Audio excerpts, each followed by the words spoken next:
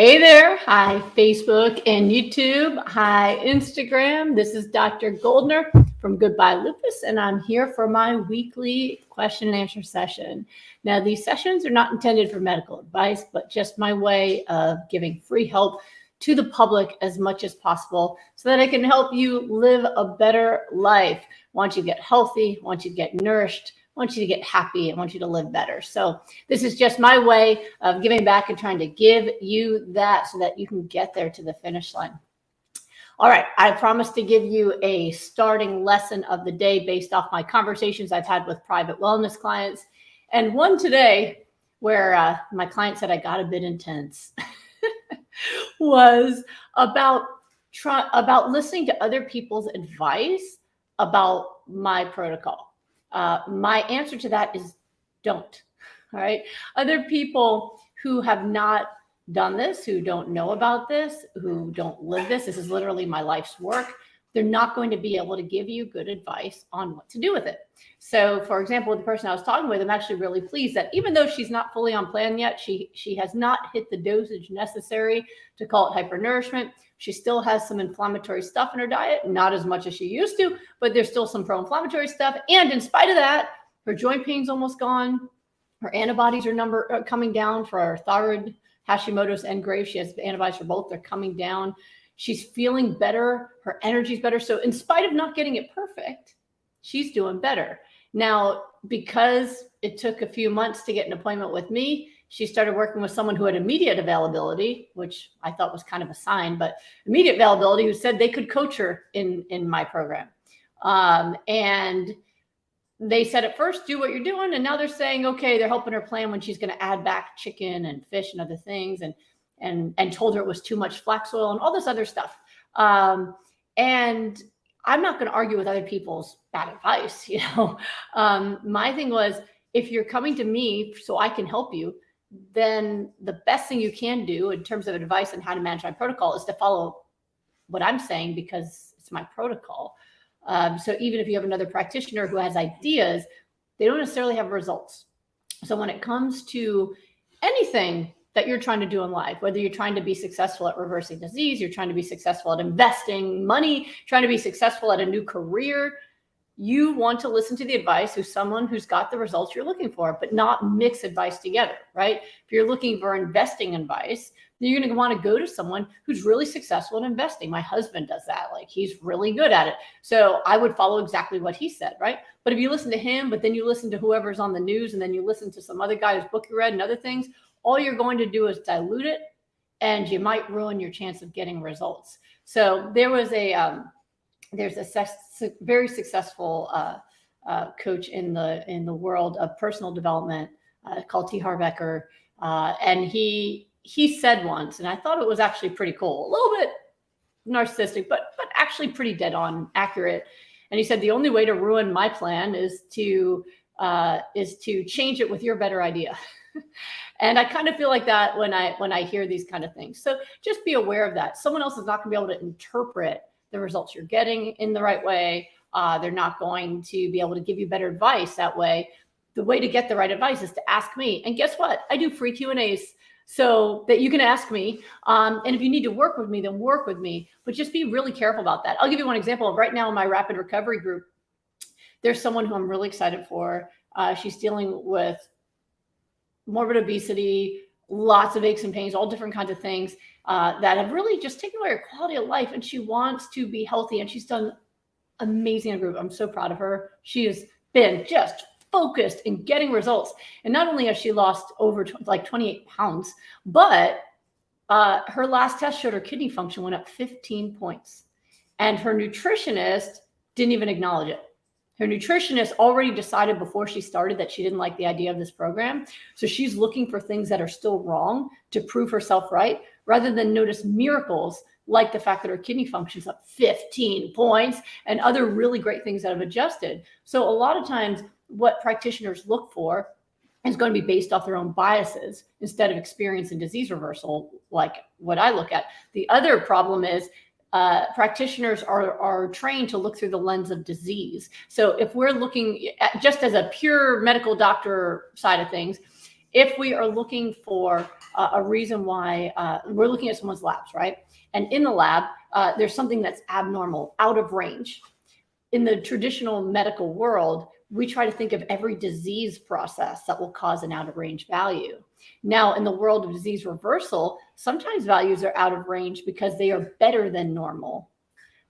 So instead of looking for a disease reason for it to go wrong, it might be that they're healthier than the normal range, and that's why it's out of range. But a doctor won't see that because they're trained to look for disease. So it's really important that you're careful about how you interpret these things and whose advice you listen to. And if it's someone who doesn't have results in the area that you're going for, tune it out, change the station, but don't take their advice because they're not going to give you the right advice. And I've seen too many people really destroy amazing results they were getting because they listened to somebody else who said, you know what, I don't agree with that. Why don't you do this? Make a left turn, make a right turn. And they got off the track that they were really supposed to be on. So that's the lesson of the day. I said it in a much calmer way than I did in my session. I got really amped up and I told her, listen, I grew up in New York where I was raised to believe that brutal honesty is the most loving form of communication. And between being raised by immigrants and New York, brutal honesty, I still believe,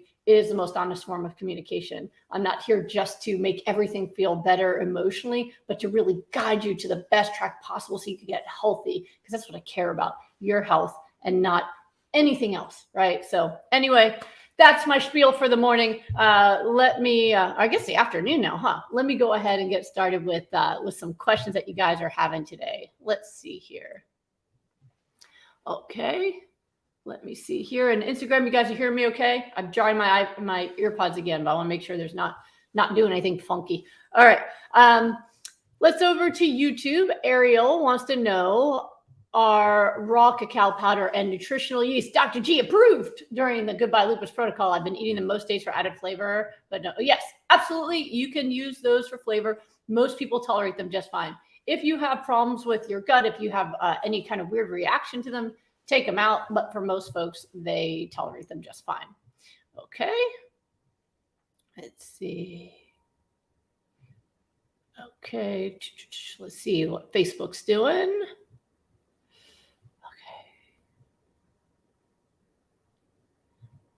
Okay. Okay. So here's someone who's struggling. Let's get to a struggle. Tammy.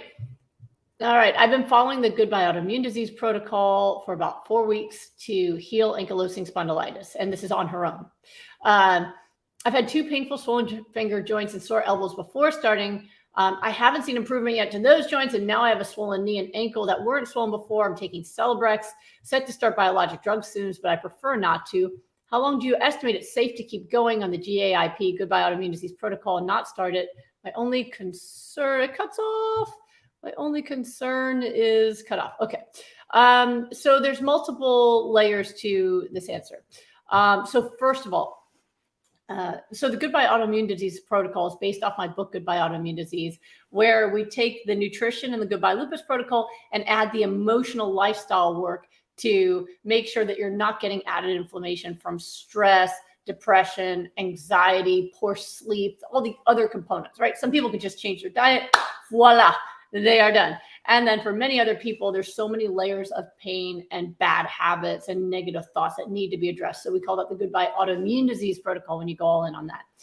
So my rapid recovery group is the Goodbye Autoimmune Disease Protocol. In fact, if you read that book, you'll see that all of the coaching in that book came from coaching I was giving people in the group, and I turned videos of me coaching into chapters to try to help other people who maybe couldn't do the group so that they could try to see which coachings apply to them best. So I'm glad that you're doing that. I'm glad you're trying to apply all things. Usually, if you are 4 weeks in and you're doing it correctly, you'll start to see a change in some area. So my first thought, if you have not had improvement yet in those joints and might have some other joint involvement, might be that you're not doing something right and not working with you directly. I don't know what that is. The other things that could be happening there would be that you are already on momentum for developing that, and that's actually was already in the works and it's showing up now. But if you were getting better, then there should be some improvement in some other area. So if you're not having any improvement in any area, then my concern would be that you're not doing something right, or that there's interference from stress, from sleep, something else. Because I'd like to see by 4 weeks some pivot, some change. I have a 4-week rapid recovery program where I work with people privately who don't want to be in the group online. And I always tell people, listen, I don't necessarily expect that you're going to be cured of every problem in 28 days, but it's enough time to start seeing improvements in some area, right? So my first thought for you would be really examine what's going on with you and see if there's some area that you're getting improvements in that maybe you didn't notice before. Like I just did this with somebody that I have in my 4-week program right now. She's on day 27. And she was concerned, like, oh, I don't know if I'm getting better because I still am exhausted by 2 p.m. I still have this pain some days when I wake up. And I said, okay, but what's better? And as we started talking, she realized that she's not dragging her feet when she walked like she did before. And she pops out of bed with energy every day when she used to often have days where she just could not get out of bed. So once we expanded from focusing on what's still not well to opening up and going, well, what is well, she was able to see, whoa, okay, there's dramatic improvements happening in some areas and some areas aren't better yet. And that's normal. So make sure that you take some time to look and see, is there any improvement in any area? My energy, in like how long symptoms last during the day, in any, my skin, anything where I can say, okay, this is working. It's just not hit the joints yet, versus I'm not seeing anything. If you're not seeing anything, it's time to work with me. I do as much as I can to support the public for free, but sometimes you need me to problem solve for you. So if you're really, really motivated and you just need problem solving, an appointment is usually all I need. I spend 75 minutes going over everything about your life, your thoughts, your diet, so that I can hone in on exactly what you need.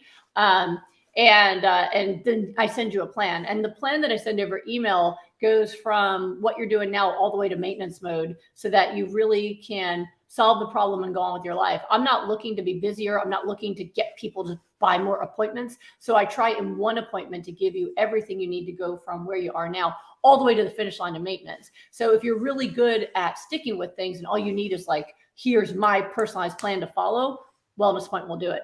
If you really struggle day to day and you feel like maybe the problem is my emotional health, maybe it is my stress level, then my rapid recovery group is a much better choice, because that way I can watch it every day. And 2, it integrates all of the emotional work into the daily work. So there's videos from me every day, multiple a day, to keep you focused, to help you with stress, anxiety, sleep, all that stuff. So I can transform the way you think and feel at the same time that we're transforming how you eat. So that would be my suggestions if you're really struggling with any results in any area on your own.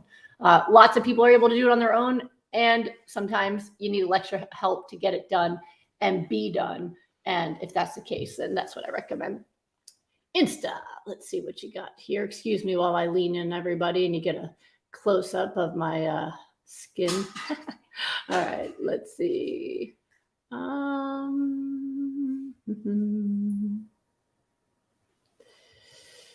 Hold on, I gotta scroll for the questions.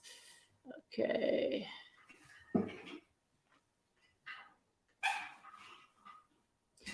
All right. Okay, so first one, will the Goodbye Lupus Protocol help with vasculitis ulcers? So in my experience, absolutely, it has helped with ulcers from scleroderma, with vasculitis, other issues like that. Absolutely. Remember, as I've said before, anything that ends in itis, I-T-I-S, that is Latin for inflammation. And so whenever you get diagnosed by a doctor as having an itis, dermatitis, vasculitis, right? That is an inflammatory syndrome of that area, right? Dermatitis is inflammation of the skin, right? Vasculitis is inflammation of blood vessels. And so if you've got an itis, then yes, the Goodbye Lupus Protocol is the way you want to go. Or if you know your stress or other things are a component, the Goodbye Autoimmune Disease Protocol is the way to go to get that better. And just to quickly answer somebody that I saw who asked me, what is hypernourishment? Favor B. Make sure you, so this is from Instagram. If you click on when this is over, click on my page, there'll be a link tree. You go to the link in my profile and you can find a ton of information that explains all those different things. Hypernourishment is in my Goodbye Lupus book, but it's also in a ton of my videos here on Instagram and YouTube and Facebook. And also if you do the link tree, you can get links to learn how to do it. So all of that's there. Okay. So let's go over here to YouTube. Let's see what YouTubers are asking.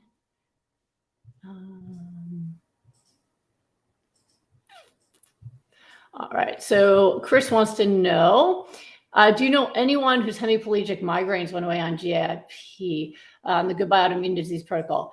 We've had lots of people who have healed from migraines on the program. I don't think any of them had hemiplegic ones, but we've had all sorts of different ones that were primarily vision, like people go blind from them temporarily or see things from them, to people who have intense pain. All sorts of different kinds of migraines have gotten better with the protocol. But I don't have a case for the hemiplegic one. And you guys know me. If I haven't seen it with my own eyes, I say I don't know, or I haven't seen it, because otherwise I'd be making stuff up and I just won't do it. So yes, definitely for different kinds of migraines, but I haven't specifically seen someone with hemiplegic ones, but I still would say that it's definitely worth doing.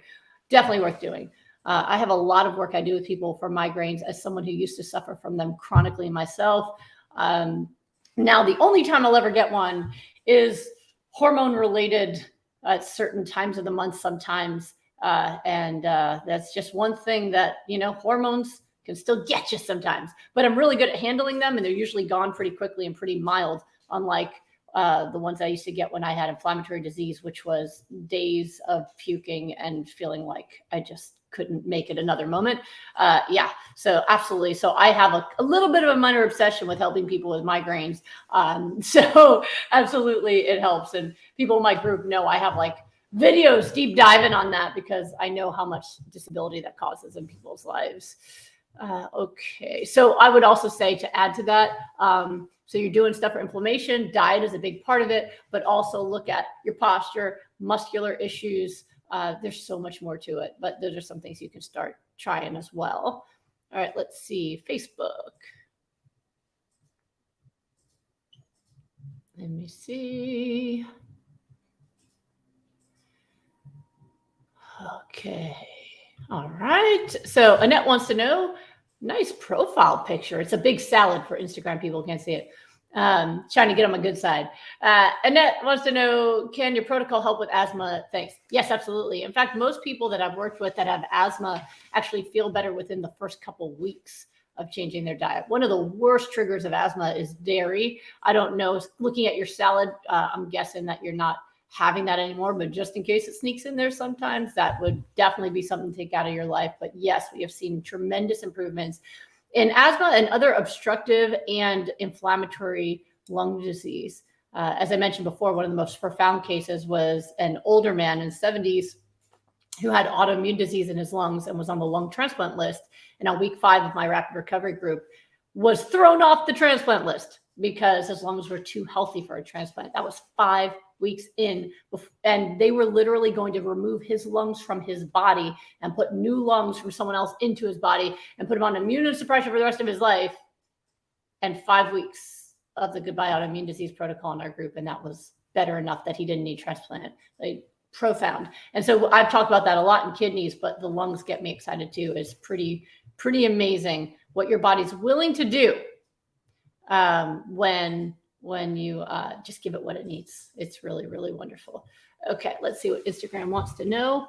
Oh, let me see here. For some reason, my streaming thing won't stream well to Instagram. Instagram does its own thing, and that's okay. Wild MS ride. Yeah, it is. What about Ehlers-Danlos? Does the protocol help? So it's interesting because with Ehlers-Danlos, it's a mouthful. I haven't had somebody do the program with me specifically for that, but I have had people who did it for other reasons who said that it improved. And I've gotten messages and emails from people who told me that they did it and it improved. So I've never had like a specific case for like, let's work on this, but definitely have seen improvements and been told that. I love, by the way, when people send me messages, or even better, when you post online about your improvements. And the reason for post online is people need to see that this is real and that it's possible for them. It's one thing to hear my story, right? Because I could be some kind of a weird mutant, like weird. She like had lupus that was killing her and her kidneys and strokes. And then, she miracle, right? Versus like, wow, all these people from all over the world with all these different issues are doing this and getting better. So it's always good and important to celebrate all of those victories with the public. And don't worry, you won't jinx it. If I haven't jinxed it in 17 years of talking about it, you won't jinx it, but you might inspire somebody whose life you will save.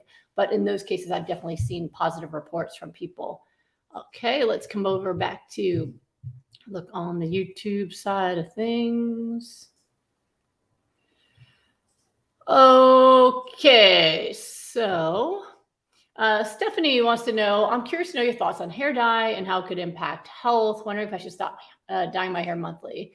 I have not yet seen where someone was not getting better until they stopped dyeing their hair. You might notice that my hair will change color fairly regularly as I play with it. And so I have not seen a problem with that. And if I did, I would bring it up. Lots of people do it. Now, I do try to stick with products that are more mild, just little streaks of bleach here and there. I use all products that come from nature. Like if I'll go to like Aveda salons because they have products that are more natural.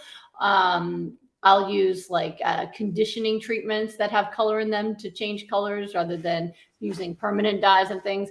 But even in spite of that, that's just a preference I have and it's less damaging. But I haven't seen there be an issue yet where someone was doing fantastic on my protocol, everything's going away, and then they got their hair dyed, and then boom, they were back sick again. So hair dye, not really. I would be careful, and this is just my thoughts in it, more with things like when people do those intensive like keratin treatments or treatments where you're getting those noxious fumes given to you. I say this because I went to a salon for a while in California where there was one of the women who was doing hair. She decided to run a special on keratin treatments so that she could make money because those are expensive treatments. And so she spent a couple weeks doing them all day long. And then she started bleeding out of her nose. Her eyes were not right. She was like coughing, getting a chronic cough. And I watched it happen. And I was like, I don't like it. So I again, I don't know how that'll impact healing and recovery for autoimmune, but try to stay away from really noxious chemicals. When you're doing your hair, this is dead already. It's out of your scalp, right? So if you're getting like highlights or something that are put in, it's on dead stuff and you're not really inhaling a lot of that, I think the risk is fairly low that something's going to happen there. And I haven't seen it, which is more important than my thoughts. Let's see here. YouTube, or not YouTube, Facebook. All right, let's see here. Okay, so let me clear this up for you. Noelia. All right, you said this protocol can reverse celiac disease. We have results from reversing celiac disease, yes. You've also said around 40% of people in the program have to be gluten-free because of gluten sensitivity. So how can it cure celiacs but not gluten sensitivity? I actually didn't say that. You got it wrong, so let me help you with that. What I said was I've been asked questions sometimes whether or not gluten is inflammatory or causes illness. And so what I said was there was a study that indicated that possibly 40% of people with autoimmune disease might have a sensitivity to gluten. Okay, that's what that said. So not in my program, because my program doesn't even include gluten. That's like step down. That's not even part of the healing protocol, but in general. So what that means is if you have autoimmune disease and you are trying to find a way to feel better using food, there's about 40% of people who might notice they feel better if they remove gluten. And a lot of times, because it was a study, you'll have doctors or practitioners tell you, why don't you try taking out gluten? Because they did read that study or heard of that study and they went, oh, maybe that can help. Okay, so it's not very specific to recovery, but it can be a sensitivity that people have. And so that's where that recommendation came from, that maybe you should try taking gluten out to see if you feel better. But that aside, when people do my protocol, it actually reverses the autoimmune disease and gets them healthy again. And so when people do my protocol, usually when they're doing step down, they can add back foods with gluten again. But I do recommend like sprouted Ezekiel bread, something like that that's not processed. In fact, My thought is that, when they're testing gluten sensitivity, they're testing processed foods for the most part, right? If you're eating bread from the bread aisle, that is processed. That's why it doesn't mold, right? They're processing it. They're adding chemicals to it. So I have a suspicion that it's not really gluten, but processed foods that people are reacted to. Just a suspicion here. And that the next stage of that study would be to test unprocessed gluten-containing foods like Ezekiel bread, sprouted breads, things like that, to see if they still got that 40% number or not. So if they were just testing, like, how do people feel when they take gluten out, and 40% of people noticed that they felt better, was it processed foods? Was it gluten? But that's where that recommendation comes from. So again, that's not from my program. That's just from general, like, that was a test that was done and kind of general things that people talk about. That's why I'm not going to say that, this is bad. Say, all right, if you're trying to take steps in that direction, it's something you could try, is removing breads and things from your diet. If you're trying to do the Goodbye Lupus protocol so that you can reverse this disease, a celiac disease, well, you're eating raw foods. So there is no gluten. And so it's not an issue. And then afterwards, when you're ready to test those things again, you'll find out if you really have an issue or if you were just inflamed. The other thing to realize is when it comes to food sensitivities, it's not the same as allergy, but it's a very similar process where your immune system is what's responsible for food sensitivities and food allergies. Your immune system is kind of overreactive to things in the environment that actually aren't bad for you, but your body's taking it as such, right? Like pollen. People are allergic to pollen. There's no reason for the aggressive sneezing. The pollen's not going to hurt you, but your body is treating it like it is a terrible fungal invader that's going to destroy your health. And sneeze it out. Let's run. Make the nose run. Get rid of it, right? And you're like, it's okay. It's just some plant pollen. I'm fine, right? It's an overreaction. Not everybody has that response, but some do. I look at the food sensitivities the same way, because for a lot of people, the food sensitivities will precede the autoimmune disease. If they weren't born with it, it got triggered later in life. How do you suddenly become sensitive or allergic to something?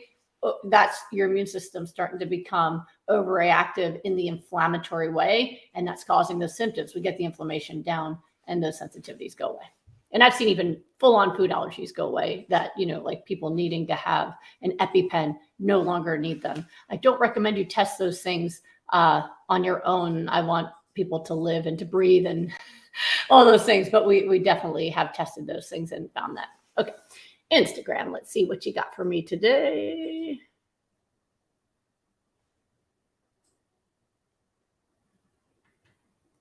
All right. Sometimes I don't understand the questions or it's not specific enough, and I will go by it just so I want to make sure everybody can get something out of the answers. Wild Mini Chopis. I hope I said that right. Can we use chia seed oil instead of flaxseed oil for hypernourishment? Yes, you can. The thing about chia oil, because it absolutely meets all the guidelines, and that's great. The problem with chia oil is that it's hard to find. I never see that in my store. When I go into a health store or even some supermarkets, I can go to the refrigerated area for the supplements and I can find the cold pressed flaxseed oil. Chia oil's never there. So the only places I've seen chia oil is online. And then I worry a bit, is it being stored in a place that's hot? Is it being shipped in a place where it's overheating? Because remember, omega-3s are very sensitive to oxidation by heat and air. So you want it in a container where it has been cold pressed, and then they usually have some kind of like inert gas or something to keep it from interacting with the air. All right. And if it's made sure that it's been in a climate controlled, temperature controlled area. So if it's a winter time, you'll probably have a better chance at it being fresh. Now, if it's oxidized, it'll start smelling fishy. So that's one thing you do if you have a sensitivity to flax or flax oil and you want to try chia oil. Then one of the things you can do is, if you get it, refrigerate it, and then when you open it, smell it. And if it smells fresh, it's a good chance that it's still good. Okay, let's see here. And Elizabeth Collins, same answer for the flax oil. Yeah. All right. Let's see here. Okay, so this is a big one here. Jilly Dilly. My son is doing a low carb carnivore diet. He cites many studies showing positive effects on health. What do I say to him? Are those studies flawed? Yes, they are. And I'm sorry that your son is doing this and it's worrying you. As a mom, I would be absolutely terrified of my kid doing a diet like that. The studies that look at benefits in those kind of diets are usually very short term. Like within a very short period of time, blood sugar goes down, for example, weight loss happens. And if you're just looking for those markers, you're going to see really great improvements, right? But the flaw in it is multifold. One is we got to think long term. So we do know from many years of research, and research has been evaluated by the World Health Organization, which looks at research over many countries over long periods of time, where they found that animal foods increase your risk of heart disease, heart attack, strokes. They increase your risk of cancer by an enormous amount. We know from more recent studies, they make it much more likely to have moderate to severe COVID and die from COVID. So when you look at the long-term effects of high rates of animal products, you are destroying your organs, you are destroying your immune system's ability to function. And of course, for those people who are more prone to autoimmune disease, you are on the fast track to getting that. And I've had quite a number of people come to me who started with the carnivore diet, not because of health, but because they were trying to be lean. And then they ended up in kidney failure, autoimmune disease, really devastating. So, and then folks who are already sick, who got sicker. So that is one of the problems, is it's very myopic. It's very short-sighted, right?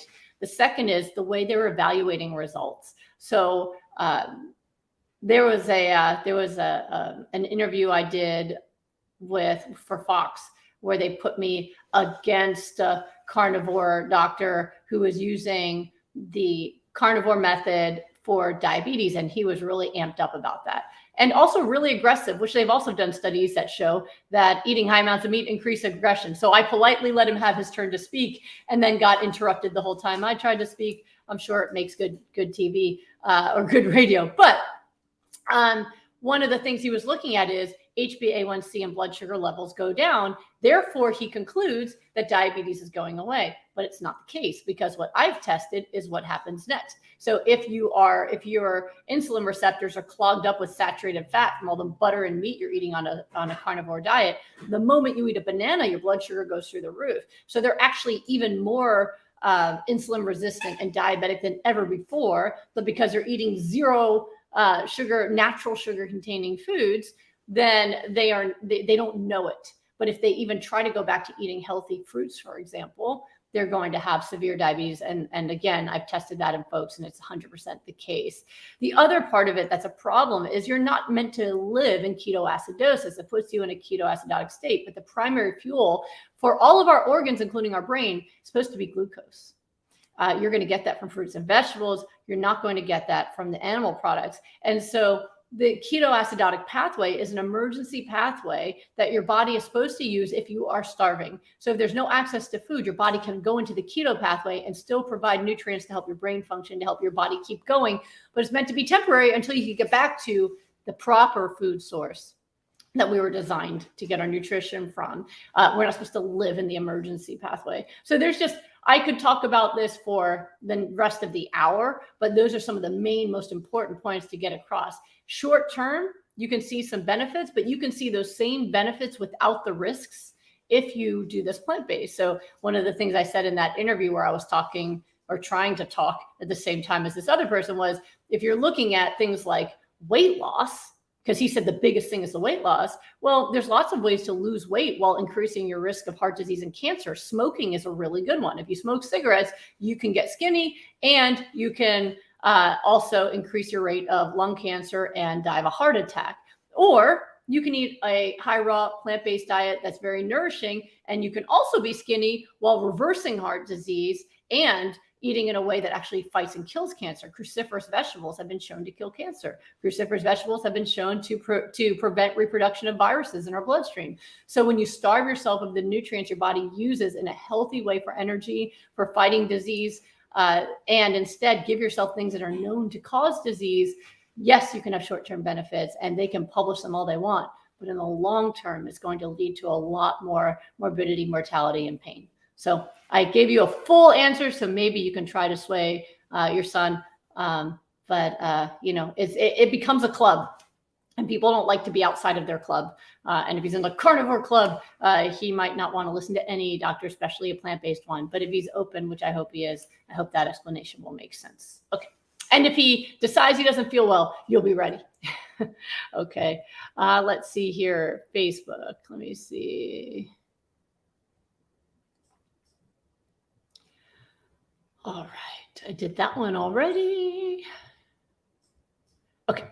Michelle wants to know, do you have any info on taking antibiotics for UTI, any veggies that will protect against yeast infections? Thanks. When it comes to an infection, if your body is not resolving it on its own, that's when Western medicine really becomes useful. So while sometimes people can have a little bit of burning or so, and then they just drink a lot of water, eat really clean, and it goes away, okay, your body took care of it. But if it's not going away, then you do want to use your doctor's help and antibiotics, because otherwise, if the infection goes from your urethra into your kidneys, that could be pretty dangerous for you. So I would actually recommend medical intervention if you're having that. If it's chronic, you might want to go to a urologist and find out, because sometimes people think they have chronic UTIs and they really have an inflammatory condition of their urethra that feels like UTIs. Been there, done that. I had that as one of the big symptoms I had till I gave up eggs, actually.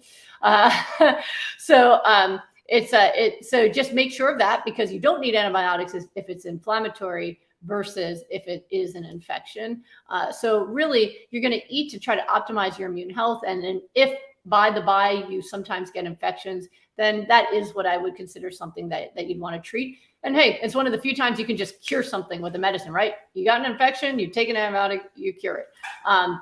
They are definitely overprescribed, especially in children.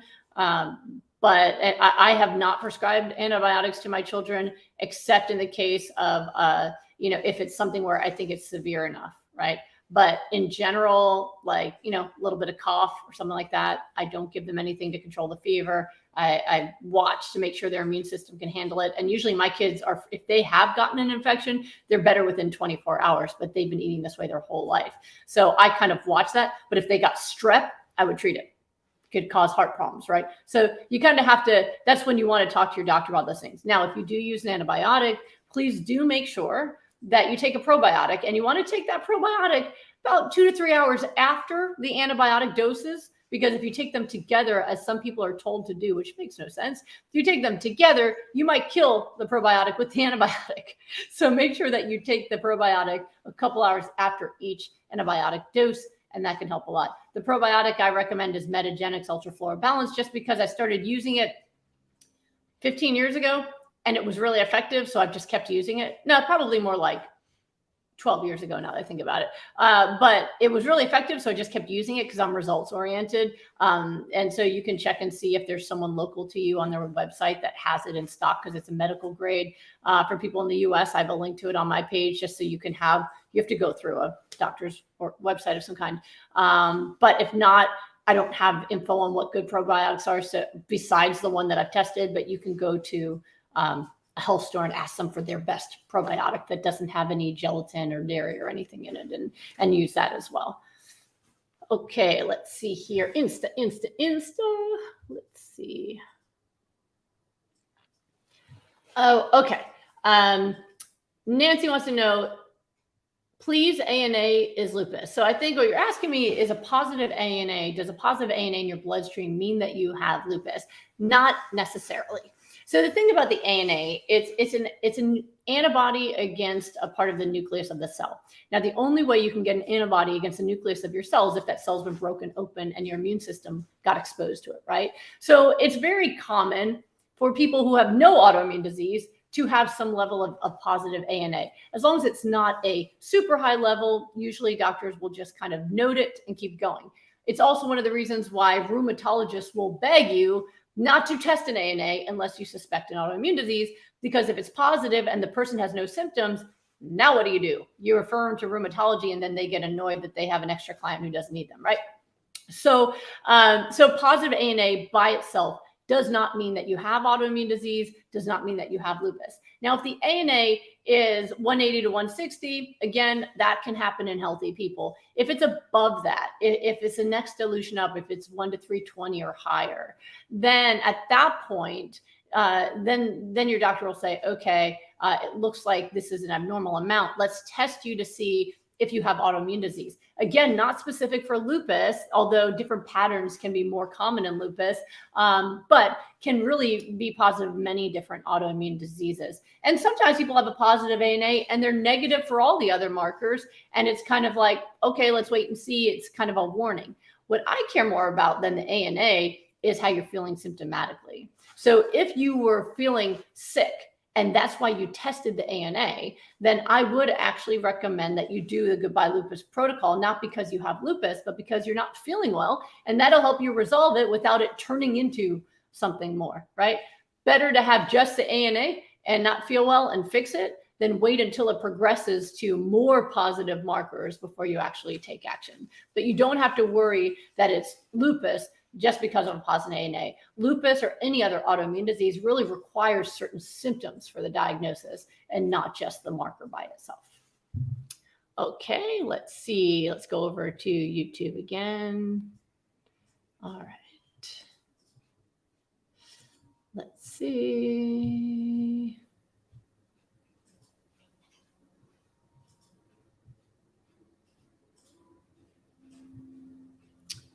Okay. So, Gus Potts, I have vitiligo. I've been doing rapid recovery for over 6 months. No, you haven't. Unless you're in my group working with me. Rapid recovery is a program where I work with you every day, just so you're aware. Okay. So it sounds like you've been doing Goodbye Lupus protocol, perhaps the raw protocol. So I just want to separate that out so people know whether or not you're working with me or doing stuff on your own. So rapid recovery is a program where I oversee you every day. But my guess is, unless you have a fake name that I'm not aware of, that I don't have someone with vitiligo who's done 6 months of rapid recovery with, and no one's done rapid recovery for that long with you. So, okay. Anyway, so let me clarify that. So I have vitiligo and I've been trying to do your protocol for 6 months.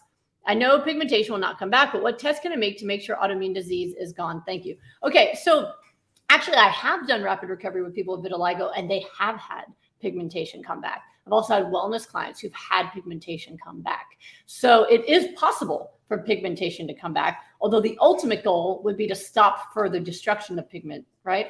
So, so what I would say is, if you are feeling great and you think and you want to verify whether or not it's gone, really what I would look at would be if you've had any positive blood markers. So do you have any positive markers that you've had that have coincided with the symptoms of vitiligo? So any inflammatory markers, ANA, any other, I know it's not usually diagnosed by antibodies so much, but has there been anything in your blood work that you could track to say, this is what it was before and it's better now, right? So for example, if you have, if you tend to have high CRP or ESR, which are inflammation markers, and now they're normal, that would tell you a really good sign. If you have low complement and now they're normal, that's a really good sign. So I'd be looking to see if there's any markers. If you have had zero progression where before you were having progression, that's another really good sign, right? That it was advancing, but now over the past few months, I've noticed no new issues, no progression. That's a really good sign that it's gone and you can do more of a step down. And if you're not sure and you need me to overlook your whole thing, that would be when you'd have to make an appointment with me, because I'd need to talk to you and look through all your stuff to see what I could find to analyze those things for you. But that's what I'd give you for now, so that hopefully that'll give you some of the answers you need to figure it out. Okay, let's see here. And yes, Noelia, people have recovered from rosacea on my program. All right, let's see if I can find a Facebooker. I like it. Some of you guys are asking me questions on YouTube, Facebook, and Instagram. I see what you're doing. I see what you're doing. Smart people trying to find a way to get their question answered. All right, let's see.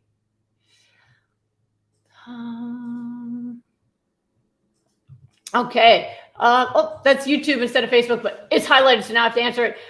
Julie wants to know, I have Hashimotos. I get my thyroid tested and B12 and iodine and iron. I've been anemic for 3 years. What other tests should I make sure to look at? You want to look at the full thyroid panel, and you want to look for thyroid antibodies. When people do my program, their antibodies go away, and that's how you know it's Goodbye Autoimmune Disease, right? So I would also test those as well. All right, Facebook was what I was looking for. Sorry about that. Let's see here. Facebook. Already answered that. Okay, Stephen, I'm not looking to do any head-to-heads with anyone. Everyone's serving their spot. They're doing what they can to help. I'm not trying to make anyone wrong. I'm just trying to help people. All right. Let me see. Okay, here we go. Facebook. Eloise, can you share with me how bad artificial protein powder is? My husband doesn't believe me, and he thinks it's the answer to building muscle. Okay, he's right and wrong. Okay, so protein powders are absolutely processed, and processed stuff is unhealthy. All right, I mean, that's just how it is. Processed foods are unhealthy. Protein is not a food. It's part of foods, right? So if you have protein powder, that is a highly processed powder where they're taking parts of foods and they're processing it. They're adding sweetener. It's inflammatory. Now, does it help with building muscle? Sure. Because one of the things you need to do in order to build muscle, so not to build strength, let me just clear this out because people always get all huffed up about this. You can get stronger and get fitter while even eating the raw foods in the Goodbye Lupus Protocol. Absolutely. But if you're trying to force your body to gain weight, which is what building muscle is, right? Is that you're not trying to get stronger. You want bigger size. You're like, I want to be big, right? So if you're trying to build that size, realize that is not the natural aesthetic of humans. Humans that are eating well and who are, doing normal everyday things tend to be long and lean. We have to work really hard to force our body into that bumpy shape that we associate with bodybuilding, right? So if we're trying to create that aesthetic, we have to force the body to gain weight. And we're trying to push as much weight as possible into the muscles instead of into fat cells, because one of the primary way you'll gain weight when you start overeating, which is necessary for bodybuilding, is fat gain. The only way to try to get more muscle gain is you have to do heavy weight training exercise. You have to really force those muscles into a soreness state to try to force some of the nutrition into the muscles rather than having the majority of it go into your fat cells, right? And anytime you gain muscle size, you're also gaining fat. My husband describes this in detail in his book, Miracle Metabolism. Anytime you're putting on muscle, you're putting on fat too, because you're forcing weight gain. All right, that's just how it works. So protein powders, they tend to be very high in sugar. And so they tend to force weight gain, right? You're adding more sugar, you're going to either get fatter, or if you're doing really intense exercise, you might get some muscle out of it too. It's why bodybuilders who are full to the brim with food and they need to add more calories to try to build more, they'll drink sugar drinks, just trying to drive more bulk into their muscles. And at the same time, what do they have? A belly. A lot of times you see bodybuilders, they're enormous and they got a belly. And then what do they do to get ready for the competition? They go down to like raw vegetables and meat, because they got to get rid of all the sugar to try to lose that belly after they caused it. And they put their bodies through a ton of stress. So yes, it can help with muscle building, and it's extremely inflammatory and unhealthy. So what do? If you want to add more of the caloric density to try to make yourself gain weight that way, first of all, make sure there's no disease. If any of you are sick and you're listening to this, do not do this, because you have to create inflammation through the diet to force that weight gain to happen. And you don't want to create inflammation if you're trying to heal. Be okay with being skinny like me and get healthy, right? And then once you're healthy, then you can, if you want to, go into a bodybuilding phase. And I have done bodybuilding years ago, and I absolutely loved it. And then I got tired of eating so much, and I'm like, skinny's fine. So if that is the case, I recommend that he reads Miracle Metabolism. My husband shows people how to do it in a way that's much healthier. There is some pro-inflammatory foods, but nothing to that level. And you can use other protein-rich plant sources like tofu, for example, if you want to get healthy. Like I have a son right now, my 10-year-old just got into speed skating. And so after speed skating, he wanted to have a protein drink, to be cool like other people. So I took the oh, what's it called? That soft tofu, the silken tofu, cacao powder, a little bit of peanut butter, and put that in there with a banana and blended it up. And I made him a protein shake, but it was with tofu and it was whole foods. So, there's ways to do it that will be less inflammatory, right? Now, if you're on the Goodbye Lupus protocol, you're not going to be doing the nuts and things, but I'm just saying that's a step down in inflammation from something like processed protein powder. So cool topic we haven't talked about before. Gave it a little extra time. All right, my Instagrammers, thank you for all the hearts. Instagram's fun because you can see like the hearts go by and it feels validating. I don't know. All right, let me see here. Fitzilla, you guys have cool names. My mother, autoimmune hepatitis. Will your protocol help her? I'm sure it will, just asking. I have seen hepatitis get better as well as non-alcoholic fatty liver disease. We just have to also make sure there's not something else triggering it. With inflammation of the liver, alcohol, medications, the liver is responsible for processing a lot of toxins that come through our body. So we have to make sure there's not a medication triggering it. There's not alcohol or something else triggering it. If it's purely inflammatory, or if you need reversal and healing, then yes, I do recommend using my protocol. I don't know how advanced she is. Sometimes when people have cirrhosis from hepatitis, they start third spacing liquids, meaning the fluids, instead of going out through the urine, can start entering into the space. They can get swollen in different areas. And if that's the case, we might have to alter the water intake. But if she's otherwise fine, doesn't have that kind of problem, then yes, you can usually dive right into the protocol. All right, let's see. YouTube. Let's see. Well, sometimes you guys are helping other folks. Let's see.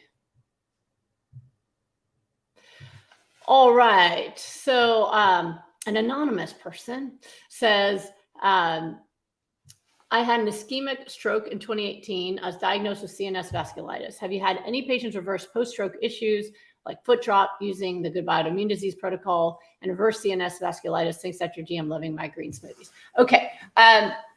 CNS vasculitis, I'm not thinking of a case of that. Now, what I have had is definitely people who have reversed stroke related injuries, especially if it's early on. One that I have talked about recently was an older man who decided to do my 4-week rapid recovery program with me, not for stroke, but for general health issues, his weight, his cholesterol, his blood sugars. And on day 3 of working with me, we're just starting to get things going. On day 3, he went to get a procedure done to look at his heart. And unfortunately, when they were doing the procedure, they dislodged a blood clot and it caused a stroke. So he had a stroke it's an uncommon side effect of the procedure, but it happened. So he had a stroke and he was in the hospital for a few days with it, and they sent him home. And thankfully he could still move, but he was very clumsy and he had some auditory visual kind of disturbances. And I thought when he got home, he's probably not going to want to deal with me because he just had a stroke and maybe he's not going to want to deal with this. And instead he called me and he said, his exact words was, if God wanted me to be working with you when I had the stroke, then that's what I'm going to do. I said, all right, let's do it. So we got him aggressively into the protocol. And when he went to see his neurologist 2 weeks after the stroke, the neurologist was dumbfounded. He said, it looks like you've been healing for 6 months. I have never seen someone heal this quickly from a stroke. And I still get goosebumps when I talk about it. But it was one of those things where I had never gotten to help someone through an acute stroke, and it proved that the nutrition people are getting in rapid recovery is actually generating recovery throughout the body, including the brain, right? That somebody who is 2 weeks out, looks like they've been healing for 6 months, is extraordinary. And it was super exciting. And he did really, really well. I miss you. You were cool if you were listening. But it was really, really neat.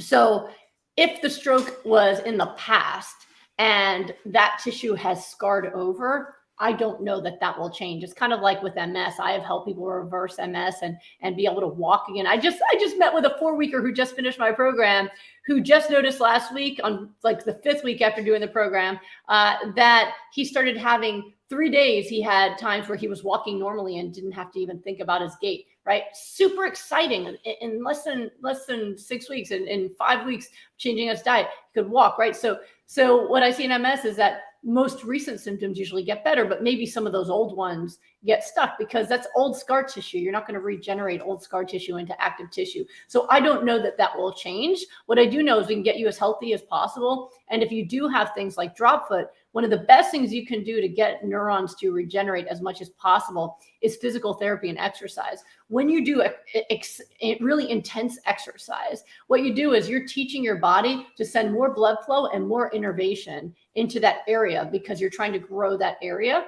and use it more often. So you're directing your body, I need more attention and nutrition and nervous innervation in that area. So what I would recommend is that you actually talk to your doctor, if you haven't yet, about getting physical therapy for that, and do the physical therapy work every day. Do not go to physical therapy once a week and hope for anything better. Don't just do it 20 minutes a day. Every day, all day long, anytime you're sitting down, do the exercise, start trying to raise that foot, trying to raise that foot. Keep trying, keep telling your body it's what you need to try to maximize all the healing nutrition going down there, and also any possible branching that can happen of your nerves, even if to help with that process. Now, of course, if it's from a stroke and the process is here, maybe it'll help, maybe it won't. But if you're doing that physical therapy, you might still cause some signaling. The body is pretty amazing. It can often find ways around damaged areas, right? So if you keep sending the signal, you might have some nerve branching that will allow you to do better. I don't know until you try, but I always recommend when there's any kind of movement disorders that you incorporate physical therapy in addition to the nutrition to try to maximize any recovery that's possible. All right, let's see. What time is it? Oh, we have a little more time. All right, let's see. All right, split lana mantanana. Na. Okay, sorry. So the good news is I have not yet seen there be too much in terms of results or health. Usually the limiter is your digestive tract. So back in the day, many years ago, my husband was testing how much omega-3 would be optimal for fat loss. So at the time he had the largest boot camps in Orange County, fitness boot camps. And so what he would do is he would test different kinds of nutrition, helping people through the same workout. So he knew the workout was the constant. Let's do different things with nutrition to see what works best. We're both extremely results oriented. We like to test things. So what he found was the higher the dose of omega-3, the faster the fat loss with no upper limit. No upper limit. So all those folks who tell you that if you eat more fat, it makes you fatter, it's just not true. We've tested it. What matters is what kinds of food you're eating, not just the category of food you're eating. Just like when they say with kidneys, eating a low protein diet is better for kidneys. Actually, all the studies show animal proteins damage kidneys, but the study that looked at tofu showed no damage to the kidney. It's not the classification of the part of the food, protein, it's where the food comes from, what kind of food it is, right? Same thing's true for fats. So while saturated fat's bad for you, while oils that come from processed oils that are high in omega-6 are bad for you, palm oil is bad for you, saturated fats like coconut fat, coconut oil, bad for you, omega-3s, woo, that just gets your battery going. So we tested that and we found that fat loss was accelerated the higher the dose we got. How did people choose the upper limit? They'd go, Thomas, I cannot have another tablespoon of this omega-3 oil. I cannot. It's just grossing me out. No more. That's it. Or I can't stop going to the bathroom. That's an upper limit. Or if you're doing the seeds, I suddenly became constipated. That's your upper limit. So if you're looking to do hypernourishment, then you can stick to the minimums, and that's already an overdose, right? Because the purpose of hypernourishment is that you're overdosing in the nutrients your body uses to repair damage and reverse disease, right? That's all it is. It's very simple. So if you're meeting those minimums, you're already getting that good overdose that'll create results. If you want to go higher because you're used to it and you want to see if you can go faster, if you have neurological issues, because the omega-3s are an important part of the membranes of nerves. All right. So if you're trying to repair nerve damage of any kind, I like them higher. Sjogren's disease, the flax oil higher tends to help with dryness. So there's certain instances where once people are used to it, I might start driving them up higher. Again, I usually base their dosage off of their reaction and have in their gut. versus any other kind of vague thing of like, here's your maximum for any other reason. Because if you go any higher, you're actually going to get negative side effects. That I haven't seen. So it's pretty cool. It's safe. And if you have too much, you're just going to grease up your digestive tract to go to the bathroom. Okay. With the oil or with the extra fiber, maybe slow things down, but that's the biggest thing. All right. One more from the Facebook and YouTube side. All right. All right. Let's see. So Simone or Simon, one of the two. My friend's husband has BHP. He's on whole food plant-based with a lot of raw. Should he try GAIP? Would it help? I actually do recommend it. I've had folks reverse. It's pretty cool, actually. Reverse markers for having enlarged prostate as well as prostate cancer markers have come down dramatically while doing my protocol, at least in rapid recovery, where we've watched those. So I haven't had somebody with this one, but I could say it's definitely good for prostate health, and I would recommend it. Okay. And Carrie wants to know, should I use stevia? I would not, unless you happen to have a stevia plant. So the thing about stevia, first of all right, here we go. Long explanation coming, right? So first of all, there's a problem with people using artificial sweeteners in general. They tend to be very processed, and we don't want to have processed stuff in our bodies, okay? Number two, when I looked at stevia, when it first came out, I was like, oh, let's see what this is. And I saw a study that I didn't really like, where, of course it was testing things in rats, but the rat, I don't like if it makes rats not function properly either. And I'm like, nah, mammals, not worth it, right? So it's not like it's doing any positive things there. And I don't remember the name of the study, so please don't ask me. It was many, many, many years ago. But maybe it's better if you use it from a plant source, like a leaf. I don't know. I had one person tell me they did that. I'm not going to pretend I know things that I don't.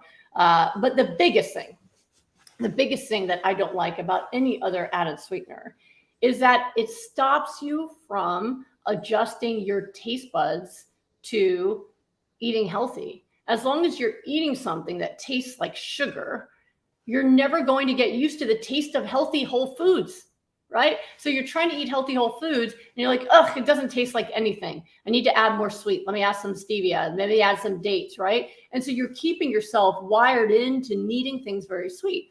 If instead you just get your sweetness from fruit and you give yourself some time, your body will get used to it. Your taste buds will adjust. It might take a month or so, but suddenly you'll go, there's a little bit of sweetness in broccoli. I promise you there is. There is flavor in cauliflower. It's not just cardboard, right? Like you start to actually taste things for the first time, and you're going to prevent yourself from being able to enjoy a whole food, unprocessed plant-based diet as long as you keep adding that sweetness in to disrupt your taste buds. The other problem that people have with artificial sweeteners of any kind is that your brain if you've grown up eating sugar like I did, like many people have, most people have, then your brain has come to believe that once I taste sugar, there's a dopamine response coming. I'm going to get high, right? So you're like, okay, I have my sweetness is in my mouth. Where's the high? I'm waiting for the high, right? And so what happens is what they found in studies is that people who use artificial sweeteners tend to have higher cravings for sugar, and they tend to have more obesity than people who eat regular sugar. Not that I'm advocating eating sugar, but the problem is you're eating the sweetness, your brain's expecting the high, it doesn't get it, so it wants more sweetness. It's like the dose wasn't high enough. Give me another shot, give me another shot, give me another shot, right? And so they tend to have more cravings, they tend to eat more because they're still looking for that dopamine response. So my recommendation is, instead of looking for healthier ways to have sweetness added, to decide that you're going to overcome sugar addiction and you're going to let your body adjust to the fact that bananas happen to be extremely sweet. You use a spotted banana and you put it in your smoothie, it's really sweet. And if it doesn't taste sweet to you, you might have some reprogramming to do, but don't add stevia. Instead, maybe for now, add a bit more bananas to start to get used to it, but let yourself recover. All right. It's kind of like if somebody was addicted to stimulant like cocaine, and I was like, don't worry about it. Have some green tea. They'd be like, green tea, it's nothing. Give me 10 cups of green tea. Let me start trying to get right, because their brain's like, nope, that didn't do it. That didn't do it. That didn't do it. And I tell you what, fruits and vegetables are never going to give you the high that pure sugar powder can, just like green tea will never give you the high of cocaine powder. And the goal is to recalibrate our brain, our taste buds, so that we can support healthy eating forever. And it won't be a temporary thing, but a true lifestyle change. So thank you for asking that question. I think it brings up a really cool point, and I hope that it helps you guys. And I really do mean lifestyle change. Closing thoughts on this is really, I said this to someone yesterday, and I said, okay, I'm going to have to mean this for my Instagram page. I don't want you to date your diet. I want you to marry it, all right? I want you to think about this as a way of changing your life, all right? That I'm not going to just temporarily date this and do this, and then eventually I'm going to go back to some old stuff that I missed. That's the addicted mind talking, right? Once I'm free of my alcohol addiction, I'll just have champagne at weddings. It's not going to work, all right? You're going to fall down. So I want you to really take this in as, not that you're going to eat, well, some people might want to eat raw forever. I'm not saying that people have to do the Goodbye Lupus protocol forever. That is an emergency protocol to drop people into a healing mode to get their bodies healthy as quickly as possible.